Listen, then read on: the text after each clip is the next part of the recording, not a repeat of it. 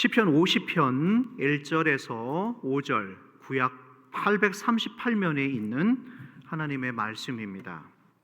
전능하신 이 여호와 하나님께서 말씀하사 해 돋는 데서부터 지는 데까지 세상을 부르셨도다. 온전히 아름다운 시온에서 하나님이 빛을 비추셨도다. 우리 하나님이 오사 잠잠하지 아니하시니 그 앞에는 삼키는 불이 있고 그 사방에는 광풍이 불리로다.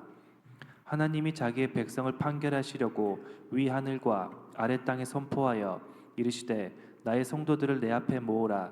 그들은 제사로 나와 언약한 이들이니라 하시도다. 해남 종합병원에서 20년간 정말 20년간 우리 환우들을 위해서 예배 자리를 지키고 아주 열심히 보이지 않는 곳에서 묵묵히 한결같은 자세로 사역하고 계시는 우리 김동순 전도사님께서 나오셔서 말씀을 전하실 때 은혜 받겠습니다. 잘 오셨습니다. 환영합니다. 그 마음을 담아서 큰 박수로 맞이하겠습니다. 한번 저는 중앙교회 하면 오고 싶었던 곳이 있었어요. 기도실이 만들어졌다 해서 오고 싶었는데 남의 교회라 못 오겠더라고요. 그래서 이제 못 와봤는데 이렇게 오늘 불러주신 우리 목사님, 장로님들 또 모든 교회 식구들께 감사를 드립니다. 저는 강사는 아니고요. 그냥 제가 평소에 느꼈던 하나님의 말씀을 여러분들과 함께 나누고 싶어서 또 한 번 오라 하는데 안 올 수가 없어서 그렇게 해서 왔습니다. 한 10여 년 전쯤에요. 제가 어느 사모님 전화를 받고 월드마트를 갔어요. 왜 갔냐면 사모님이 전화로 뭐라 말씀을 하시냐면 야채는 있는데 고기가 없대요. 그러니까 고기를 사가지고 사택으로 오면 좋겠다. 그래서 이제 갔어요. 월드마트를 갔는데 아는 분이 그냥 아는 분은 아니에요. 우리 매점에 그 물건 넣으시는 사장님께서 안녕하세요 그러는데 저도 또 못 모르게 예 안녕하세요 했네요. 그랬더니 뭐라 하시냐면 아니 오늘 근무 안 하세요? 휴가 냈어요? 그러는 거예요. 양심에 순간 찔리는 거예요. 그때가 12시 반이 안 됐거든요. 그래서 순간 제가 뭐라 그랬냐면 저 아세요? 저 쌍둥이에요. 그러니까 병원에 저 하나 있고 저 하나 지금 이제 매주 월드마트에 있는 거예요. 그게 이제 오후에 다시 병원에서 뵀는데 아니 벌써 들어오셨어요? 저 쌍둥이라니까요. 그랬는데 오늘 여러분들이 주부를 보고 그 사람이 맞을까? 이러셨다는 분들이 계셔서 이렇게 말씀을 드려봅니다. 저는 27살 때부터 전도사를 했습니다. 제가 59년생이거든요.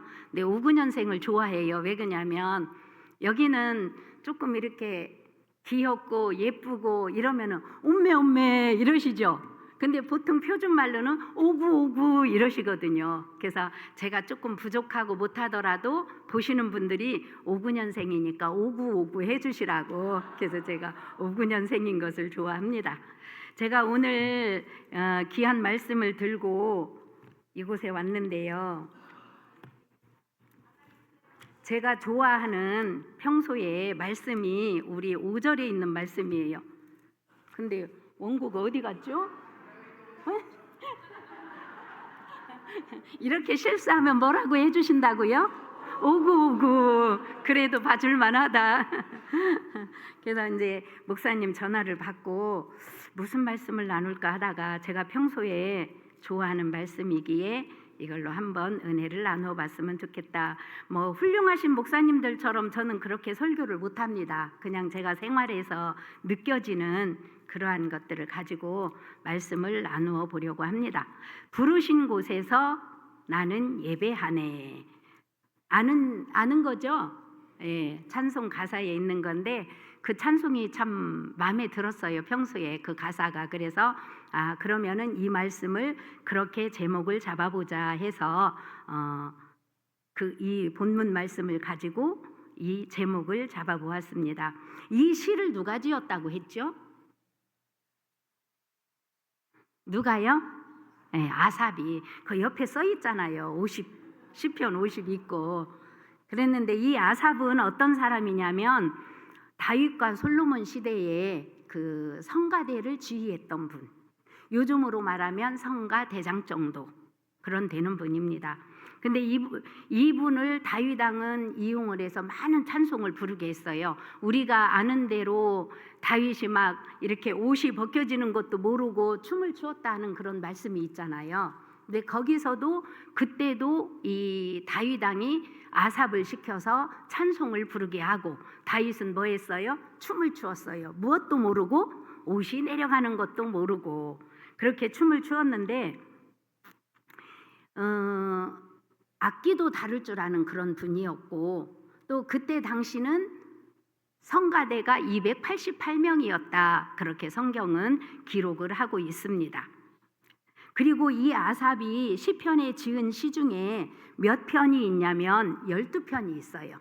우리가 오늘 읽은 50편, 그 다음에 73편에서 83편, 그래서 12편을 지은, 성가대장이니까 음악에 대해서도 잘 알았겠죠. 그렇게 시편도 써내려간 그런 분입니다. 근데 본문은 어떤 내용이냐면 아삽이 하나님께서 기뻐하시는 예배는 이런 거다, 이렇게 가르쳐주는 내용이 시편 50편입니다. 1절을 보면 해 돋는 데서부터 해 지는 데까지 세상을 부르셨다. 모든 사람을 부르셨다. 그런 뜻이죠. 왜 부르셨냐면 하나님께 예배하기 위해서 모든 사람을 부르셨다. 세상을 부르셨다. 그렇게 말씀을 하십니다. 그러면서 하나님과 우리의 관계를 어떤 관계라고 표현을 하시냐면 예배로 언약한 관계다 그러세요. 구약 시대에는 하나님과의 만나는 그 만남의 방법이 뭐였냐면 제사였죠. 또 그 제사를 통해서 내가 회개하는 제물을 드리기도 하고 또 화목 제물을 드리기도 하고, 모든 것이 하나님과의 만남이 있기 위해서는 제사를 드렸던 것이 이 제사입니다. 하나님을 만나는 방법 중에 유일한 방법이었죠. 근데 5절에서는 어떻게 말씀을 하셔요? 너희와 나는 제사로 언약을 맺었는데 그 제사를 드리기 위해서 모든 사람을 모이게 하라는 거예요. 온 세상에 있는 사람들을, 이스라엘 모든 백성들을 불러라, 그렇게 말씀을 하십니다. 하나님은 이스라엘 백성들과 언약을 맺으신 후에 하나님이 어떠한 것을 약속을 하시기도 하시고, 또는 제사를 받으신 후에 약속을 하시기도 하시고, 약속을 하신 후에는 또 제사를 드리도록 그렇게 하나님과 이스라엘 백성들과의 그런 약속이 있었죠. 노아는 언제 하나님께 제사를 드렸냐면 노아 홍수가 끝나고 방주에서 나와서 정결한 짐승들을 잡아서 하나님께 제사를 지냈습니다. 그리고 나서 하나님이 약속하신 것이 뭐였냐면 앞으로는 내가 너희들을 물로 심판하지 않을 거야, 그렇게 약속을 하세요. 그러면서 보여주신 것이 뭐였어요? 바로 무지개였어요. 그리고 아브라함에게는 먼저 제사를 요구하세요. 짐승을 잡아서 나에게 제사를 드려라. 그리고 나서 무엇을 약속해 주시냐면 너의 자손들을 가나안에 내가 들여보내서 가나안 땅을 너희 기업이 되게 할 거야. 이렇게 아브라함과 약속도 하셨습니다. 그리고 모세와는 어떤 약속을 맺으시냐면 모든 하나님이 이스라엘 백성들을 가나안에 애굽에서 출애굽시킨 이유는 뭐냐면요, 내 백성을 삼고 싶어서예요. 모든 사람이 하나님이 지은 사람이지만 그 중에서도 이스라엘 너희들과 나는 특별한 언약을 맺고 아버지와 자녀의 관계로 살아갈 거야, 이 약속을 하시는 거예요. 그래서 모세에게는 시내산으로 불러서 하나님이 내가 너희 이스라엘 백성들을 앞으로 이렇게 할 거야, 모든 말씀을 모세에게 해주셨고, 모세는 시내산에서 내려와서 이스라엘 백성들에게 그 말씀을, 하나님의 말씀을 그대로 전해줍니다. 그때 이스라엘 백성들이 화답을 합니다. 우리가 하나님 말씀을 그대로 지키며 살겠습니다. 그래서 하나님과 이스라엘 백성들 사이에 아버지와 자녀의 관계로 맺어진 거죠.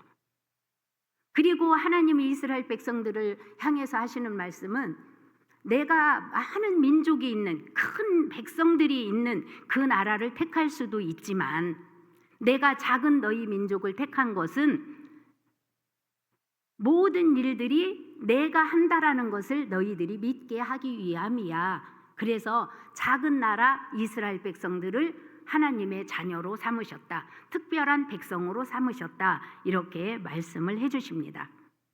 이것이 하나님과 이스라엘 백성들의 첫 번째 언약입니다. 그래서 하나님과 맺어진 이 이스라엘 백성들은 모든 일이 무슨 일이 있을 때마다 어떻게 해야 돼요? 제사를 드려야 했어요. 자, 제사를 드릴 때는 꼭 짐승의 피가 있었습니다. 하나님은 피는 생명이기 때문에, 그러니까 하나님을 우리가 믿는다는 것은요, 단지 주일이면 교회 오고 수요일이면 교회 오고 이런 관계가 아니에요. 생명을 드리는 그런 관계입니다. 그리고 우리 모든 사람들이 죄를 짓는데 그 죄 짓는 것을 하나님은 보실 수가 없잖아요. 죄인들을 받으실 수가 없잖아요. 하나님은 거룩하신 분이기 때문에. 그래서 제사를 드릴 때는 짐승의 피를 하나님께 드리는 거였어요. 피가 없는 제사는 제사가 아니었어요. 피가 생명이기 때문에 그 정도로 제사는 중요한 거였고, 내 생명을 드리는, 그러면서 내가 죄를 지었을 때는 내가 죽을 수가 없으니까 누구를 죽이는 거예요? 짐승을 죽이는 거예요. 그러면은 하나님은 그 짐승의 피를 보고 내 죄를 용서해 주시는 거죠. 그래서 짐승을 잡기 전에는 항상 내가 그 짐승에게 안수를 하는 거예요. 안수한다는 것은 무슨 의미냐? 내 죄를 네가 다 대신 뒤집어 쓰는 거야, 이거예요. 나는 너한테 죄를 전가하기 때문에 나는 이제부터는 죄가 없어. 이것이 제사인 거예요. 그만큼 제사라는 것은 중요한 거였어요. 그래서 하나님은 첫 번째 언약으로 짐승을 잡아서 제사를 드리는 그런 방법을 이스라엘 백성들에게 주셨고, 두 번째 언약은 우리들과 맺으셨습니다. 하나님이 첫 번째 맺으신 언약의 대상은 누구였냐면 이스라엘 백성들이에요.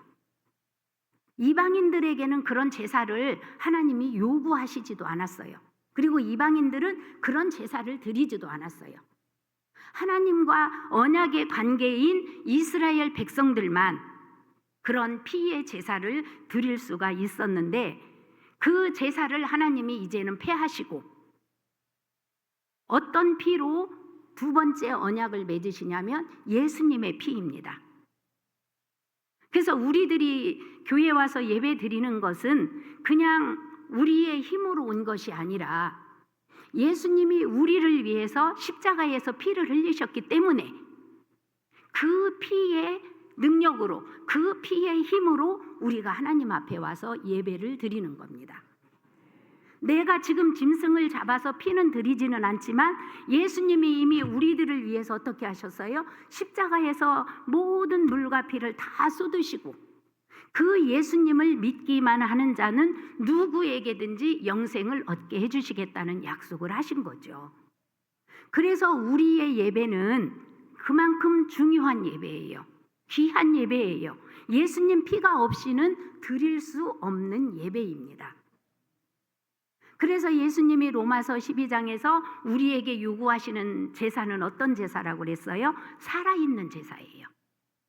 우리 자신이 제물인 거예요. 피는 우리의 몸에서 흘리지 않지만 예수님이 이미 우리 죄를 위해서 모든 피를 흘리셨기 때문에 우리는 그 피의 능력을 힘입어서 이 시간 주님 앞에 왔고, 우리들은 온갖 죄투성이인 죄인이지만 하나님께서는 우리가 예수님의 이름을, 보혈의 능력을 믿고 이곳에 앉아 있을 때에 예수님의 피로 우리의 모든 죄악을 덮으시는 거죠. 그것을 우리는 속죄다, 구속이다 그렇게 이제 표현을 하고 말씀을 읽고 말씀을 듣고 그러잖아요. 그래서 여러분들이 지금 이곳에 와 계신 은혜는 뭐예요? 예수님의 피값의 공로예요. 안 그러면 구약시대라면 우리도 예수님 앞에 올 때마다 짐승을 가지고 와서 내 죄를 너한테 넘겨주니까 너는 내 대신 죽어 이러면서 제사를 드리는 건데, 우리는 예수님이 이미 십자가에서 모든 피를 흘리셨기 때문에 우리는 그 예수님의 피의 능력을 가지고 와서 예배를 드리는 겁니다. 그래서 예배라는 것은 뭐냐면은요, 우리가 이미 하나님께로부터 받은 은혜, 그 은혜를 받은 존귀한 자임을 알고 그 믿음으로 하나님께 영광을 돌리는 것이 예배입니다. 근데 구약 시대의 그 짐승의 피는 효력이 얼마 동안가요? 그 순간. 아니면 속죄일이 1년에 한 번씩 있으니까 1년인 거예요. 그러나 예수님이 십자가에서 피를 흘리신 그 고통과 보혈의 능력은 영원한 거예요. 그래서 단번에 제사를 드렸다 그럽니다. 짐승을 잡아서 제사를 드릴 때는 제사를 드릴 때마다 하지만 예수님이 흘리신 그 피는 단번에, 한 번에, 그리고 그 피의 능력을 입는 사람의 입을 수 있는 대상은 누구냐? 온 세상 사람인 거죠. 그래서 요한복음 3장 16절에서는 하나님이 세상을 이처럼 사랑하사, 세상이에요. 세상, 모든 사람이에요. 그래서 구약 시대에는 이스라엘 백성 한정되어 있었지만 지금은 누구나 예수님의 이름을 믿기만 하면 누구든지 와서 예수님께 예배를 드릴 수 있는 그런 은혜를 우리가 입고 사는 것입니다. 그래서 우리들은 두 번째 언약의 백성인 거예요. 이스라엘 백성들은 첫 번째, 우리들은 두 번째 언약을 믿고 주님을 믿기도 하고 또 주님을 전하기도 하고 또 주님 앞에 나와서 예배를 드리기도 하는 것입니다. 예수님이 우리들을 의인이라 칭해 주시는 것은 뭐예요? 예수님의 피 때문이에요.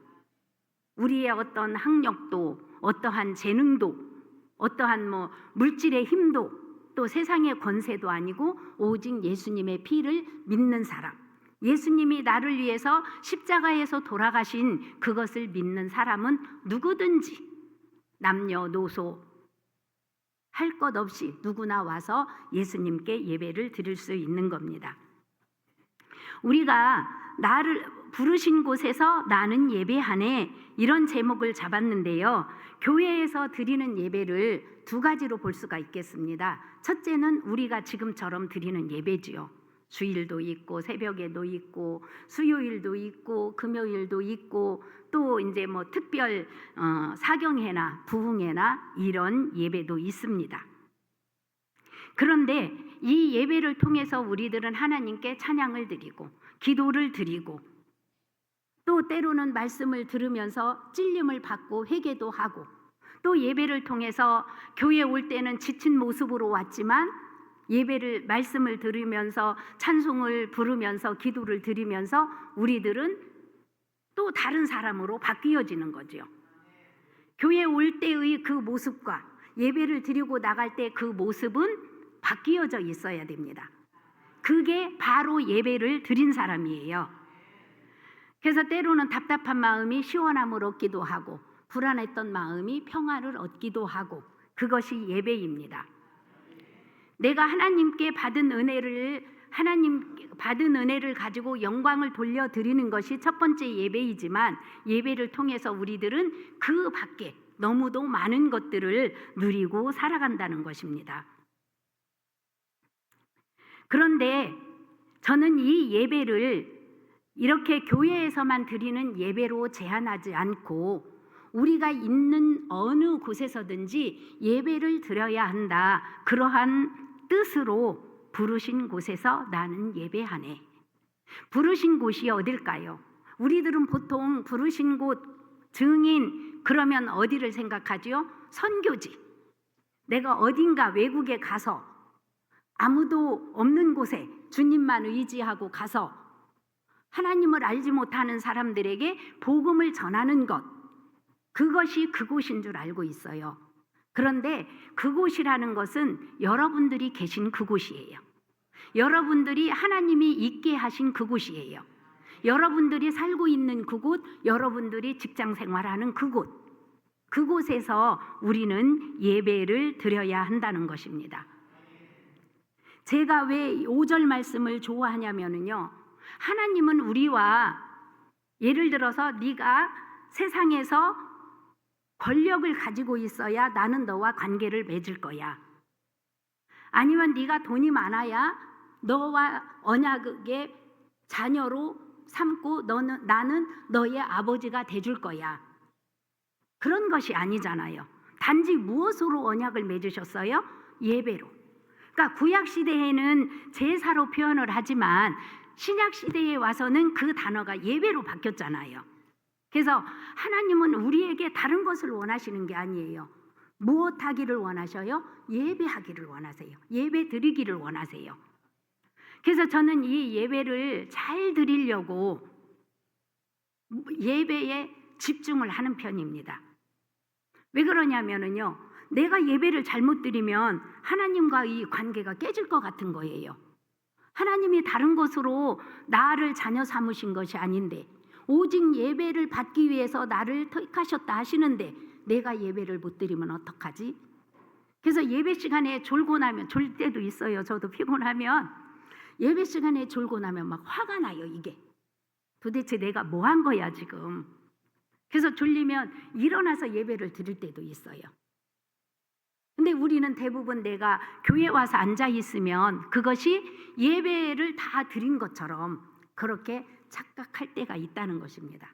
그래서 예배를 통해서 내가 하나님을 만난 것 같은 그런 성령의 느낌이 있어야 되는 거예요. 내가 온전히 예배를 드렸다는 그러한 만족함이 우리에게 있어야 돼요. 그러니까 내가 만족하기 위해서가 아니라 그런 마음이 있을 때 뭔가 예배를 온전히 드린 것 같잖아요. 그래서 우리는 예배를 드릴 때에 나는 지금 제물로 드려졌다, 그런 마음으로 있다면 훨씬 더 예배에 우리가 집중할 수가 있겠죠. 그래서 하나님이 받으시는 예배를 드릴 수가 있겠잖아요. 찬송을 통해서도, 기도를 통해서도, 말씀을 듣는 순간에도 내가 이 시간 산 제물이 되어서 하나님께 드려지는 시간이다, 그렇게 생각을 하면 훨씬 예배가 귀하고 아름답고 하나님이 꼭 받으실 수 있도록 그렇게 드려지는 예배가 될 것입니다. 그래서 요한복음 4장에서는 예배를 드리되 어떻게 드려요? 영과 진리로. 우리 옛날 성경으로 하면 신령과 진정으로 성령에 사로잡혀진 그 예배를 드릴 수 있어야 되고 예수님의 이름으로 드리는 그 예배가 되어야 한다는 것입니다.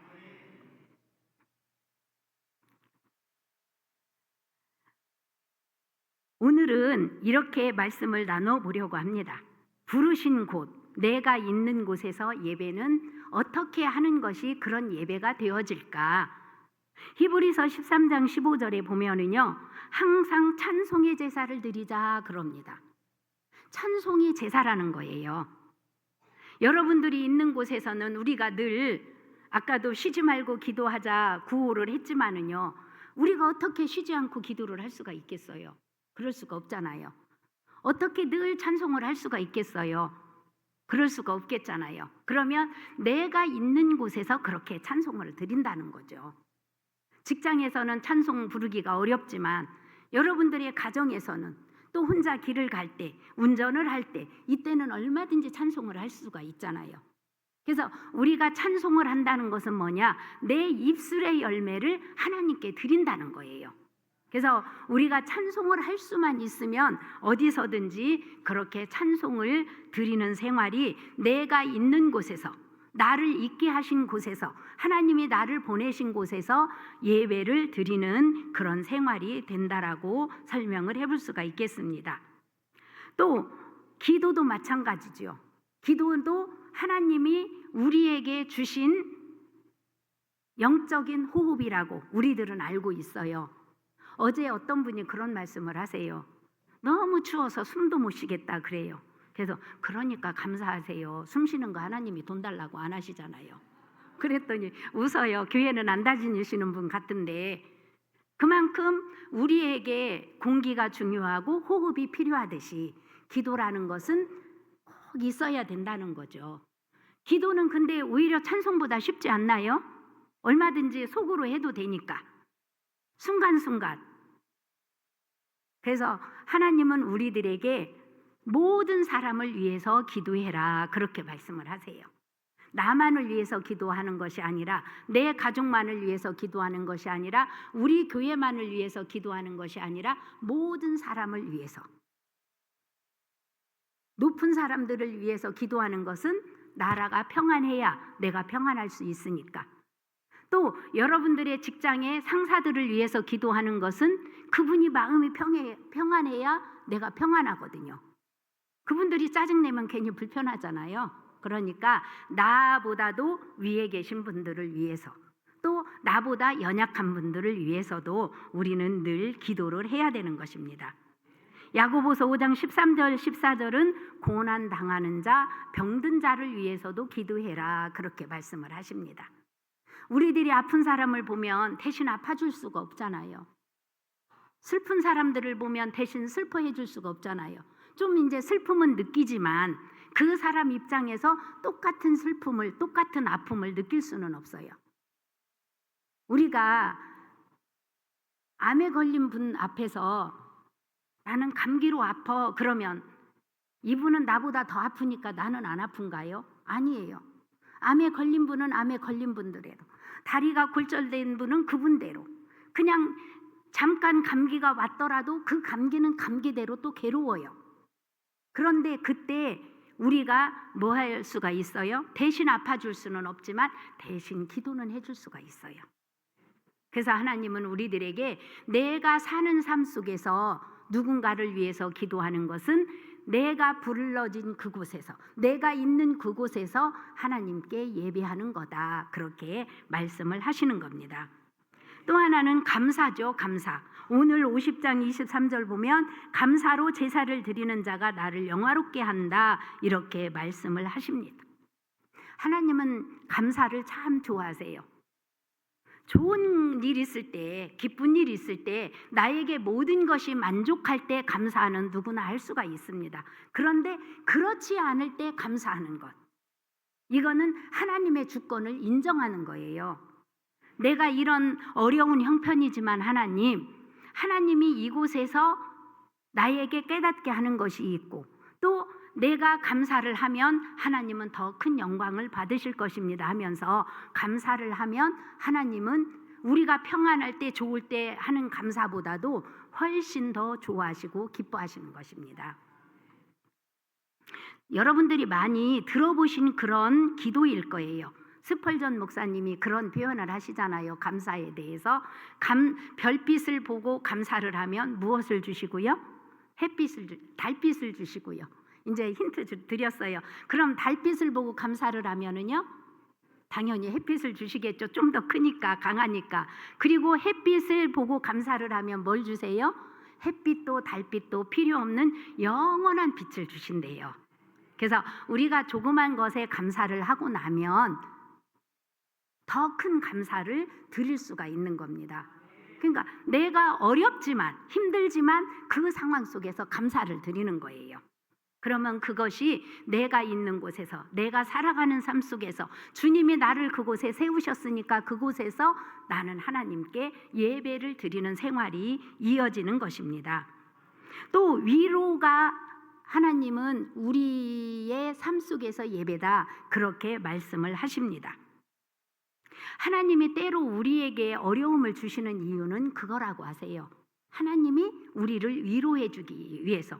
오구오구 잘 견딘다, 오구오구 잘 이기고 있다. 그런데 그 후에는 더 중요합니다. 네가 하나님께 위로를 받았어? 그러면 그 위로를 가지고 다른 사람도 위로해봐. 그래서 우리에게 때로는 어려움과 환난을 주시고 우리를 위로해 주시고, 그 받은 위로를 가지고 다른 사람을 위로하게 하신다. 사도 바울 선생님이 고린도 교회인들에게 하신 말씀이에요. 너희들 어려울 때 위로 많이 받았잖아. 그러면 그 위로를 가지고 다른 사람 위로해 줘. 내가 어려울지라도 나보다 더 어려운 사람 만나잖아요, 우리들. 그러면 그 사람들 위로해 주는 거예요. 아이고, 뭔 죄를 지었길래 이런 일을 만났어. 이거는 빵점짜리 권사님이세요. 그런 말씀하시면 절대 안 되고, 어렵죠, 힘들죠. 나도 그런 적이 있었는데 하나님이 위로해 줬어요. 그러면서 위로해 드리는 거예요. 그러면 그 자체도 하나님은 예배로 받으신다, 그렇게 말씀을 하십니다. 또 선행과 구제가 있습니다. 하나하나 하고 싶은데 목사님이 길게 하면 안 된다 하셔서 제가 두 가지로 묶었습니다. 선행과 구제가 있는데요, 하나님은 우리가 가난한 사람을 불쌍하게 여기잖아요. 그러면 그래서 뭔가를 내가 이렇게 베풀었잖아요. 그러면 하나님, 그것은 내가 하나님을 꾸어드린 거래요. 제가 어려운 사람을 보고 1,000원이 있어서 1,000원으로 음료수를 하나 사드렸어요. 그러면 그것은 그 사람을 대접한 게 아니고 누구를 한 거라고요? 하나님을 대접한 거고 하나님께 꾸어드린 거래요. 그러면 하나님이 우리 돈 꿔갔는데 갚으실까요? 안 갚으실까요? 갚지 말래도 갚으시죠, 우리 하나님은. 제가 하나님 앞에 가끔 이렇게 고백하는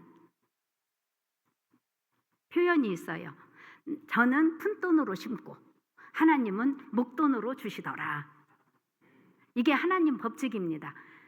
나는 그런 거 없던데요. 그러면은 혹시 안 해보신 분이실 수도 있어요. 해보세요. 그냥 푼돈 가지고 이렇게 심어보세요. 1,000원짜리, 2,000원짜리, 500원짜리. 그러면 하나님은 어떻게 주신다고요? 목돈으로 주신다고요. 그래서 저는 늘 하나님의 그런 은혜를 알기 때문에 그냥 쬐끄만 거 줘요. 우리 속담에도 있잖아요. 콩이 한 개가 있어요. 어떻게 먹어요?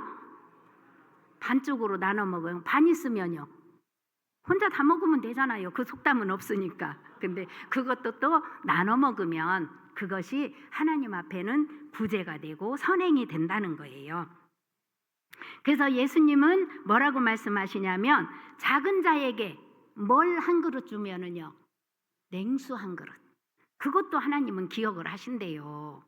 하나님은 머리도 좋으시고 기억력도 좋으시고 인심도 좋으시고. 가만히 생각해 봤어요. 왜 냉수 한 그릇일까? 그랬더니 아무런 수고가 없는 게 냉수예요.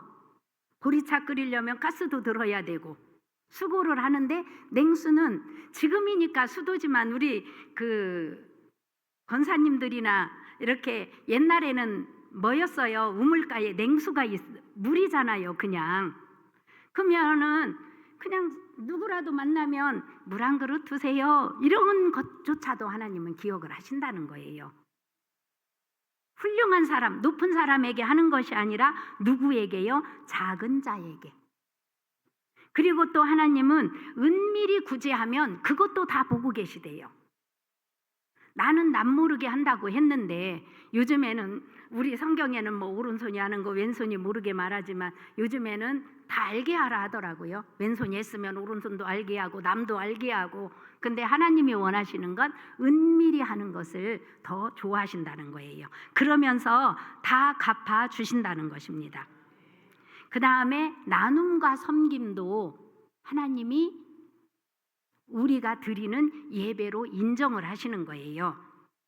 섬김에 대해서 한번 말씀드려보고 싶어요. 섬김.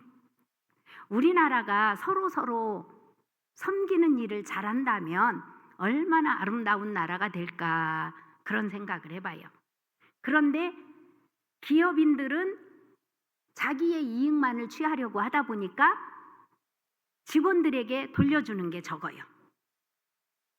그거는 나의 이익을 위해서 사업을 하는 거잖아요. 근데 정말로 기업인이 내 물건이 필요한 사람들을 섬기는 자세로 한다면 거짓도 없고 속임도 없고, 그러면 그 고객이 또 다른 손님들에게 물건을 팔 때 어떻게 팔까요? 그렇게 하겠잖아요.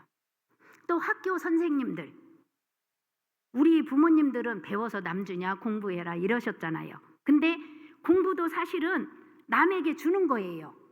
공부를 잘해서 훌륭하게 됐어요. 의사 선생님이 됐어요. 그럼 그 의사 선생님은 뭐 하는 거예요? 환자들을 섬기는 거잖아요. 섬기는 거예요. 또 공부를 잘해서 박사가 됐어요. 선생님이 됐어요. 그럼 그걸 가지고 또 학생들을 섬기는 거예요. 나의 제자들을 섬기는 거예요. 그렇게 된다 하면 우리나라가 훨씬 더 아름다운 나라가 되었겠죠. 근데 그 부분에서 좀 내가 배웠으면 그걸 가지고 남을 누리려 하고, 내가 남보다 높은 자리에 있으면 그것을 가지고 남을 누리려 하다 보니까 약간의 부작용들이 있어서 지금도 살기 좋은 나라, 아름다운 나라이지만 조금 부족한 그런 나라인 것 같습니다.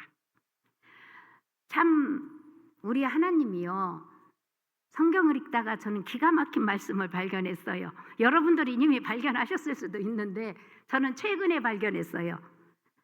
우리가 구약 성경에 하나님이 특별한 직분으로 주신 것, 아주 귀한 직분으로 주신 것이 뭐냐면 제사장이에요. 근데 민수기 18장 7절에 보면 그 제사장의 직분도 하나님이 선물로 주신 거래요. 너무 귀한 말씀이지 않아요? 그냥 아론의 후손들이, 레위 지파에서 아론의 후손들이 제사장직을 이어나가는 거 아니야 그랬는데 그것도 하나님이 주신 선물이래요.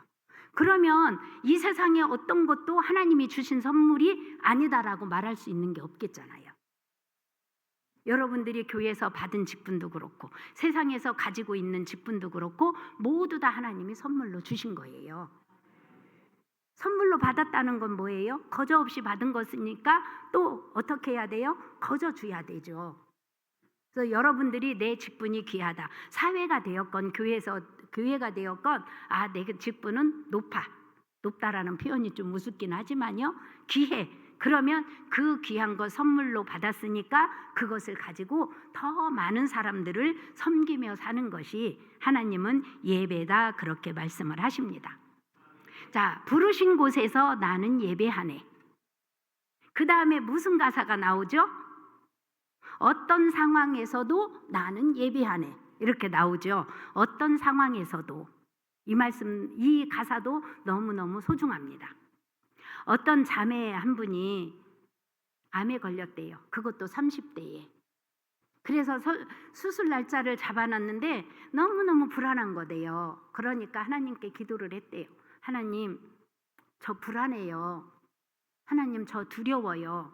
어떻게 할까요? 그랬더니 하나님이 걱정하지 마라. 두려워하지 마라. 무서워하지 마라. 내가 수술을 받는 그 시간도 나에게 예배하는 시간이다. 그 말씀을 듣고 이 자매가 걱정 없이 염려 없이 수술을 받았다는 거예요. 우리 믿음이 흔히 좋다는 분들이 딜레마에 빠지는 건 뭐냐면 나는 하나님을 정말 잘 섬겼는데 나는 평생도록 하나님밖에 모르고 살았는데 왜 나한테는 이런 아픔이 왔지? 이런 병이 왔지? 왜 우리 자녀들은 내가 원하는 대로 안 되지? 내가 믿음이 잘못됐을까? 또 더군다나 옆에서 저 권사님은 저 장로님은 그렇게 믿음 좋은 것 같은데 자녀가 그렇대. 너무 아픈 얘기잖아요. 근데 그 상황일지라도 그 자체로가 하나님을 생각하고 하나님을 기억하고 살아가면 그것이 하나님께 예배가 된답니다. 여러분들이 아파도 걱정하지 마세요. 다 아파요. 예수님 믿는다고 안 아플 것 같으면 다 예수님 믿겠죠. 네, 아픕니다. 근데 그 아픔 속에서도 하나님을 생각하면 그 자체가 하나님께 예배가 됩니다.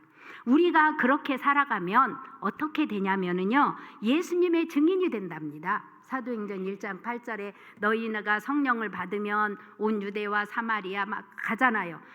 선교사로 가라는 거구나. 그게 아니고 여러분들이 삶 속에서 모든 삶 속에서 예배 드리는 그 자세로 살아가면 그것이 여러분들이 있는 곳에서 하나님이 여러분들을 보내신 그곳에서 증인이 된다라고 말씀을 하십니다. 또 마태복음 7장 20절에 보면 우리가 그렇게 살아갈 때 믿는 자로서의 열매를 맺는 거다 그렇게 말씀하세요. 또 로마서 14장 18절에서는 예수 그리스도를 섬기는 자는 하나님을 기쁘시게 하고 또 하나는 사람에게도 칭찬을 받는답니다. 그러니까 우리가 교회에서만 믿음 좋은 그런 분이 되면 안 되는 거예요. 세상에 가서도 뭐가 있어야 돼요? 칭찬이 있어야 됩니다. 그래서 여러분들이 지금까지 잘 살아오신 줄로 압니다. 앞으로 우리가 더 오늘 말씀 기억하면서 하나님이 나를 세워주신 곳에, 보내신 곳에, 있게 하신 곳에서 늘 하나님을 예배하는 그런 삶을 사시기를 주님의 이름으로 부탁을 드립니다. 하나님 아버지 감사합니다. 우리가 삶 속에서 예수님의 열매가 되게 하시고 예수님의 증인이 되게 하시고 또 예수님께도 칭찬을 받지만 세상 사람들에게도 칭찬을 받는 삶을 살아서 하나님께 더 큰 영광 돌려드리게 하여 주시옵소서. 감사하며 예수님의 이름으로 기도드립니다. 아멘.